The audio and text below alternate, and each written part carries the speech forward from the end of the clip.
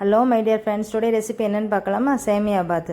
சேமியா நிறைய பேருக்கு பிடிக்காது, ஆனால் இந்த மாதிரி நீங்கள் பண்ணி கொடுத்தீங்கன்னா கண்டிப்பாக எல்லோரும் சாப்பிடுவாங்க. அது எப்படி பண்ணலான்னு பார்ப்போம் வாங்க. அதுக்கு நான் ஒரு பாக்கெட் சேமியா எடுத்திருக்கேன். அதை நல்லா கையால் பொடிச்சு வச்சுக்கோங்க.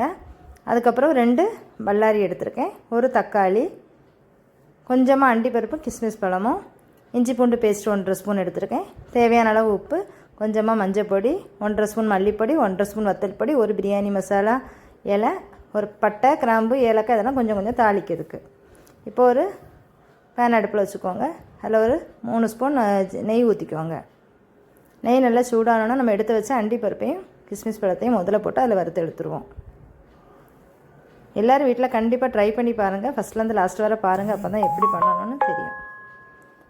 இந்த அண்டிப்பருப்பும் கிஸ்மிஸ் பழமும் செவந்த உடனே எடுத்துருங்க. நல்லா கறியை விட்டுறாதீங்க. செவந்த உடனே அதை எடுத்து ஒரு பிளேட்டில் மாற்றிடுங்க. அதுக்கப்புறம் நம்ம என்ன பண்ண போகிறோன்னா, இந்த நெய் அப்படியே அந்த தவாவில் இருக்கட்டு.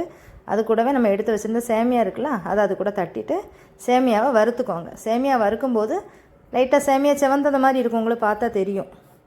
சேமியா செவந்த உடனே அதை ஒரு பிளேட்டுக்கு மாற்றிடுங்க. ரொம்ப நேரம் போட்டு வறுத்துட்டு இருந்தீங்கன்னா சேமியா கரிஞ்சிரும்.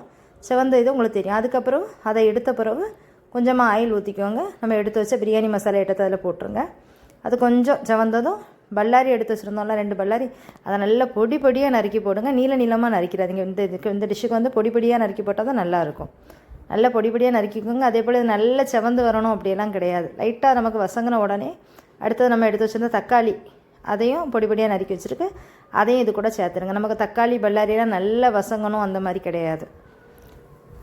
ஓரளவுக்கு அது வசங்கி வந்தால் போதும். இப்போது இந்த தக்காளியும் இது கூட போட்டு வசக்கிக்கோங்க.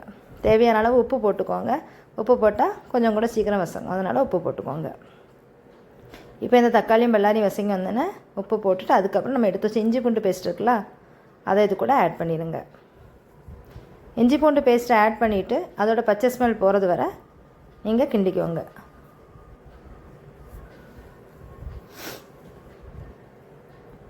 அடியில் பிடிச்சிடாமல் கிண்டுங்க. இஞ்சி பூண்டு பேஸ்ட்டு போட்டோன்னே லைட்டாக அடியில் பிடிக்கிற மாதிரி ஆகும், அதனால் அடியில் பிடிக்காத மாதிரி கிண்டிக்குவாங்க. அதுக்கப்புறம் என்ன பண்ண போகிறோம், நம்ம எடுத்து வச்ச பொடியெல்லாம் இருக்குல்ல, அதெல்லாம் இது கூட ஆட் பண்ணிடுவோம்.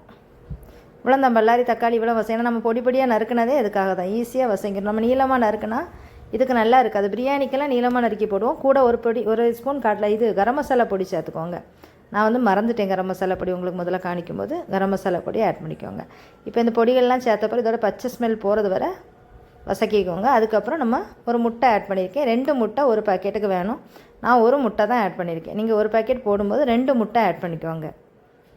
ஒரு முட்டை போட்டிருக்கேன். இப்போ இந்த முட்டையை முதல்ல லைட்டாக இது பண்ணிட்டு கிண்டி விட்டுட்டு அதுக்கப்புறம் இந்த பல்லாரி தக்காளி கூட சேர்த்து கிண்டிக்குவாங்க. முட்டையும் நமக்கு அப்படி சுருண்டு வரணும் அப்படி கிடையாது. நம்ம வறுவல்லாம் பண்ணும்போது நல்லா சுருண்டு வரும், அந்த மாதிரி பதம் வராண்டா நமக்கு. முட்டை லைட்டாக அது கூட கிண்டி விட்ட பிறகு நம்ம இதில் ஒரு பவுல், எந்த கப்புக்கு நீங்கள் சேமியா அளந்து வச்சுருக்கீங்களோ அந்த கப்புக்கு அதே அளவு தண்ணி ஊற்றுங்க. அதாவது ஒரு கப்புக்கு 1 கப்பு தண்ணி. 2 கப்பு சேமியா எடுத்திங்கன்னா 2 கப்பு தண்ணி. அதனால் சேமியா நீங்கள் பொடிச்சிட்டு அளந்து போடுங்க. அப்போ தான் தண்ணி நமக்கு கரெக்டாக ஊற்ற முடியும். தண்ணி கூடிட்டுனா ஒரு மாதிரி கிளுகிழுப்பாக இருக்கும். அதனால் நீங்கள் தண்ணி கரெக்டாக ஊற்றிக்கோங்க. இப்போ நமக்கு கொதிச்சுட்டு இந்த ஸ்டேஜில் என்ன பண்ணணும், நம்ம எடுத்து வச்சு இந்த சேமியாவை போட்டுக்கோங்க. சேமியா போட்டுட்டு மொத்தமாக போட்டுட்டு ஒரே ஒரு கிண்டுங்க. அதுக்கு முன்னாடி உப்பெல்லாம் எப்படி இருக்குது எரிப்பு பார்த்துக்கோங்க. எரிப்பு கொஞ்சம் தூக்கலாக இருந்தால் தான் நல்லாயிருக்கும். எரிப்பு ரொம்ப கம்மியாக இருந்ததுன்னா சாப்பிட்ற டேஸ்ட் நல்லா இருக்காது. அதனால் எரிப்பு கரெக்டாக போட்டுக்கோங்க. உப்பு பார்த்துக்கோங்க. பார்த்துட்டு இதை கிண்டி விட்டுட்டு அப்படியே மூடி வச்சுருங்க. மூடி ஒரு 5 நிமிஷம் சிம்மில் வச்சு அப்படியே விட்டுருங்க. நீங்கள் அதுக்கப்புறம் கிண்டிகிட்டே இருக்காதீங்க. லைட்டாக ஒரு கிண்டிட்டு மூடி வச்சுருங்க. மூடி ஒரு 5 நிமிஷம் அப்படியே சிம்மில் அது வேகட்டு.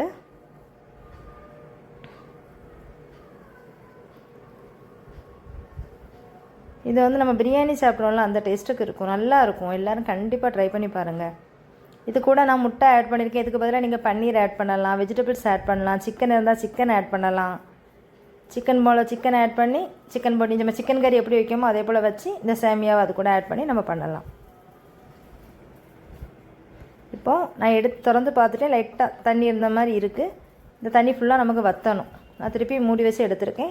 இப்போ தண்ணி நல்லா வற்றிட்டு பார்த்தா உங்களுக்கு தெரியுது. இப்போ இந்த ஸ்டேஜில் நம்ம எடுத்து வச்சுருந்த அண்டிப்பருப்பெல்லாம் பொரிச்சு வச்சுருந்தோம்ல, அதெல்லாம் கூட போட்டுருவோம். நமக்கு உதிரி உதிரியாக இருக்கணும், அப்போ தான் இது கரெக்டாக இருக்கும். இப்போ எனக்கு இந்த ஸ்டேஜில் உதிரி உதிரியாக வந்துட்டு இவ்வளோ தான். ரொம்ப ஈஸி. எல்லோரும் கண்டிப்பாக ட்ரை பண்ணுங்கள்.